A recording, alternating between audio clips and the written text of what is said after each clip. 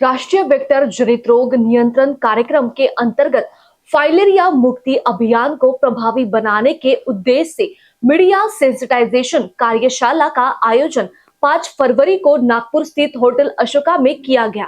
कार्यशाला में फाइलेरिया रोग की गंभीरता, इसके लक्षण, रोकथाम, सुरक्षित दवा सेवन, एमडी अभियान और मीडिया की भूमिका पर विस्तृत जानकारी दी गई।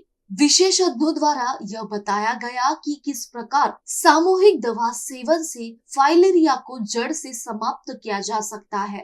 नमस्कार, मी डॉक्टर शशिकांत शंभरकर, उपसंचालक आरोग्य विभाग नागपूर मंडळ नागपूर। आपण ही press conference mass drug administration जे हत्ती रोगासाठी आपण घेतो त्यासाठी घेतलेली आहे। यामध्ये हत्ती रोग कसा होतो, कशामुळे होतो आणि त्याचे लक्षण काय आहे आणि समोर जाऊन या हत्ती रोगाचं काय होते ह्या सगळ्याविषयी आपण माहिती दिलेली आहे। हा हत्ती रोगाचा नायनाट करण्यासाठी 3 ड्रग म्हणजे ट्रिपल ड्रग आपण वापरत आहोत। त्यामध्ये DEC, अल्बेंडाझोल आणि आयव्हरमेक्टिन हे ड्रग्ज आपण खाऊ घालत आहोत। 3 जिल्ह्यामध्ये ही मोहीम राबविण्यात येणार आहे। 3 जिल्ह्यामधली भंडारामध्ये तुमसर, मोहाडी आणि लाखनी।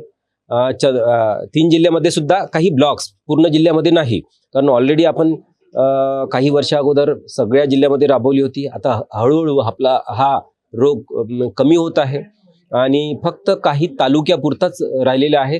त्या तालुक्यामध्ये, त्या जिल्ह्यामध्ये भंडारामध्ये तुमसर, मोहाडी आणि लाखनी, चंद्रपूरमध्ये ब्रह्मपुरी, चिमूर, मूल, पोंभुर्णा आणि राजुरा आणि सावली असे 6 तालुके आहे आणि गडचिरोलीमध्ये चामोर्शी आणि गडचिरोली।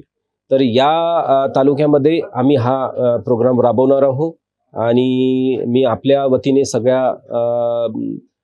सगळ्यांना नम्र विनंती करतो की कृपया आमच्या जे कर्मचारी आपल्या घरापर्यंत येतील त्या सगळ्यांना प्रतिसाद देऊन सगळ्या औषधीचे सेवन करावे, जेणेकरून हा आपल्या पूर्ण विदर्भातून, आपल्या डिव्हिजनमधून नायनाट होईल। प्राथमिक लक्षण आता एकदम इमिजिएटली आपल्याला दिसणार नाही। इव्हन जर इन्फेक्शन समजा 3-4 वर्षाचा बालकाला सुद्धा होऊ शकतो आणि सरळ तुम्हाला 10 ते 15 वर्षानंतर त्याचे लक्षण दिसू शकतात, जसे की हत्तीपाय, हायड्रोसील आणि महिलांमध्ये सांगितल्याप्रमाणे जे गुप्तांगाला वल्वा जो असते त्याच्यावर सूज येणे, इव्हन ब्रेस्ट इन्व्हॉल्वमेंट सुद्धा याच्यात होते।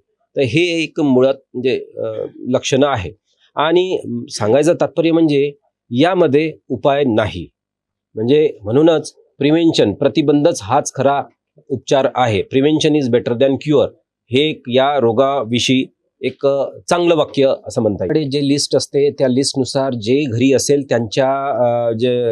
जे घरी असेल त्यांना खाऊ घातलं तर त्यांच्याकडे टिकमार्क केल्या जाते आणि जे नसेल परत त्या घराला भेटीचं आमचं प्रयोजन आहे। म्हणजे इन शॉर्ट, गोळ्या आम्ही ठेवण्याचं असं कुठेच सांगितलेलं नाही, गोळ्या खाऊ घालण्याचं हेच आमचं धोरण राहील।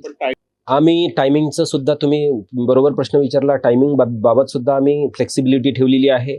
ज्यांना सकाळला घरी असेल सकाळला जायचं, जे संध्याकाळला घरी असेल ते संध्याकाळला जायचं। म्हणजे आता प्रत्येक गावाचा वेगवेगळा पॅटर्न असतो, त्या गावानुसार आशांनी ठरवायचं आहे, परंतु हे एन्श्योर करायचं आहे की ते घेतलीच पाहिजे गोळी, हेच आमचं धोरण राहील।